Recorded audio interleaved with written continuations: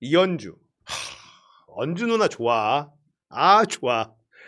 윤석열한테 정상적인 여성과 결혼조차 하지 못한 루저 인생이다.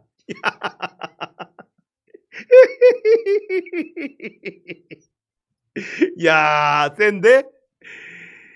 내가 대선 때부터 말했지만 윤석열은 절대로 대통령이 돼선 안 될 괴물이다. 윤석열은 국가공권력 과잉의 경찰국가 현상, 대중영합적 마녀 사냥, 부패한 정치권의 권력욕 등이 종합돼 만들어진 괴물이다. 고무 호수로 맞아가며 사랑받지 못하고 자란 어린 시절, 구숙까지 하며 소중한 젊은 시간을 10년 넘게 낭비하며 사회와 격리돼 보낸 청년 시절, 그 시대 검사까지 되고서도 정상적인 집안에 정상적인 여성과 결혼조차 하지 못한 루저로서의 인생이다. 야, 속 시원해. 이거 개비스콘. 개비스콘이야, 이거. 야, 정말 구성이 너무 좋잖아. 어린 시절, 청년 시절, 그 다음에 나이 먹었을 때까지 인생을 쭉 훑어보는데, 어린 시절에는 고무호수로 쳐 맞아가면서 자랐고, 청년 시절은 사법고시 구수까지 하면서 사회와 격리돼서 젊은 시간 다 허비했고, 나이 처먹고 검사까지 됐는데 정상적인 집안의 정상적인 여자랑 결혼조차 하지 못한 루저로서의 인생 아니냐. 우와, 이거 진짜 너무나 완벽한 구성과 논리. 기가 막히다 진짜. 명문이야, 명문. 검사가 되고서도 그 포악한 성질과 술버릇을 못 고치자 주변의 지성적인 법률가들이나 선배들은 그를 피했다. 무고한 사람들을 억울하게 기소하는 등 국가 수사권을 남용하는 일이 잦아지자 여러 번 좌천되는 등 검사로서도 인정받지 못하고 지방을 전전해왔다. 한마디로 콤플렉스 덩어리임을 알 수 있다.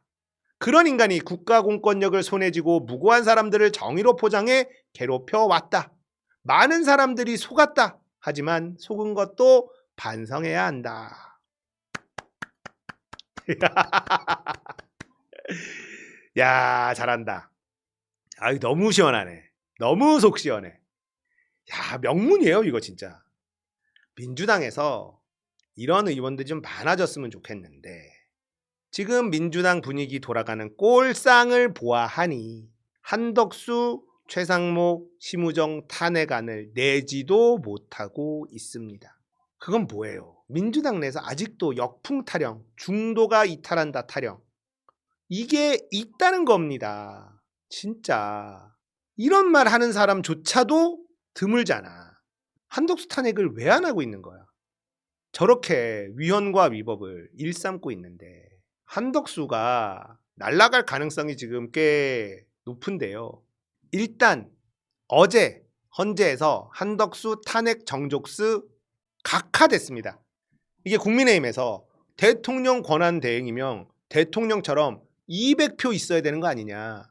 이걸로 탄핵 자체가 잘못됐다. 150명으로 탄핵한 거 자체가 잘못이다. 보냈거든. 각하 됐습니다.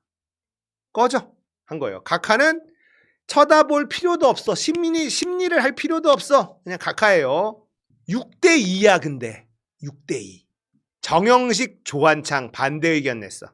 근데 반대 의견도 보면 의결 종족수의 헌법적 의미와 중요성 등을 감안할 때 헌법과 법률의 의결 종족수가 명확하게 규정되어 있지 않고 국회 표결 과정에 따라서 어떠한 기준에 따라야 할지 극심한 혼란이 초래되는 특수한 상황이라 표결에 참여하는 국회의원들에게 의견 제출 및 토론 기회를 충분히 보장할 필요가 있다. 그러니까 200석이 필요해는 아닌 거예요. 내가 봤을 때 논란의 소지가 있네. 그러니까 국회에서 충분히 토론하고 표결했으면 됐는데 그 과정이 생략된 게 아쉽다 정도입니다. 대통령 권한대행 200석 필요해는 아니라는 거예요. 이것도 6명이 확고했고 김복형조차도 이건 각하야. 그러니까 이거는 나 니네 편이에요 정도 한 겁니다. 헌법에 나와 있어요. 대통령만 200석입니다. 권한대행은 대통령이 아니에요. 이 얘기는 뭐냐? 150석, 150 하나면 된다라는 거 아니야. 한덕수는 대통령 아니다입니다. 그러니까 헌법재판관을 지명한 건 위헌이다 라는 판결이 나올 가능성이 굉장히 높아진 겁니다. 그래서 헌재가 지금 이런 판결을 내린 건 굉장히 좋은 신호다. 그럼 이거 이렇게까지 해놨죠? 근데 헌법재판관 지명해도 돼 라고 하면 앞뒤가 안 맞는 거고요. 거기다가 여러분, 헌법재판관들이 진보와 보수로 움직이는 사람들이 아닙니다. 헌법재판관들은 자기가 최고예요. 법관 중에 최고, 자기보다 더 높은 사람이 없습니다. 헌법재판관들은 자기 잘난 맛에 사는 사람들입니다. 그러면 헌법재판관들끼리도 그런 어느 정도 연대의식이 있을 수밖에 없습니다. 이완규나 함성은 딱 봐봐. 저게 무슨 헌법재판관을 해? 이 생각 들어 안 들어? 든다니까. 특히 이완규, 검사질이나 하던 놈이 무슨 헌법재판관을 해? 근데 한덕수, 네가 뭔데 헌법재판관을 지명을 해? 이 생각이 들까 안 들까? 저는 이 생각이 무조건 든다고 봅니다. 그래서 헌법재판관 지명한 거 위헌 판결 날 가능성이 저는 훨씬 높다고 봐요. 왜냐? 헌법재판관들 자존심을 봤을 때 이완규나 함상훈은 너무 급이 떨어지거든. 아니, 정도껏 어느 정도 좀 해보고 나이도 좀 있고 뭐 이게 있어야 되잖아. 근데 야, 저런 것들이 헌법재판관이 되면 우리가 같이 도매급으로 떨어지잖아. 그걸 인정할까? 그거 안 한다니까. 그러니까 여러분들, 헌법재판소의 판결은요, 그렇게 이해를 해야 돼요. 이거는 헌법재판관들의 자존심이 용납하느냐 용납하지 않느냐. 그래서 얘네들 이완규랑 함머시기 걔는 헌법재판관들을 봤을 때 짜증이 나요. 급도 안 되는 것들이 어딜 끼어들라 그래? 이 생각이 들 수밖에 없다. 그래서 위헌이 날 것이다 라는 거고요. 또 하나 이제 걱정을 안 해도 되는 게 이재명에게 불리한 쪽으로 가려고 많은 노력들을 하고 있잖아요. 근데 JTBC가 지금 각 잡고 이재명을 밀어주고 있습니다.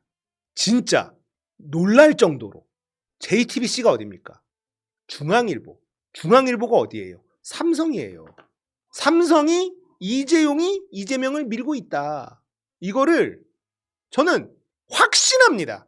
그래서 삐걱삐걱거려도 결국은 우리가 원하는 방향으로 흘러갈 것이다 라고 저는 믿고 있어요. 대선 그 출마 영상도 뭐 한 편의 영화 같다는 둥 막 이렇게 나와. 너무하고 윤석열 지금 뭐 후드려 패는 것도 장난 아니에요. 이거는 확실히 삼성이 이재명을 밀고 있다. 그래서 앞으로 이재명 관련된 재판들 있죠. 김용, 정진상 이쪽 재판도 저는 다 풀려날 거라고 봅니다. 야, 이게 진짜 아이러니인데, 이건 진짜 아이러니인데 지금 뭐 필요하니까 어쩔 수 없지 뭐. 진짜. 그래서 저는 크게 걱정 안 해요. 너무 불안하고 심란하면 삼성이 이재명을 밀고 있지 이 생각하십시오. 삼성을 거스를 수 있는 언론, 기득권 거의 없습니다. 불안해지면 이재용이 이재명을 밀고 있다. 요거 생각하세요. 다 우리가 원하는 대로 흘러갈 겁니다.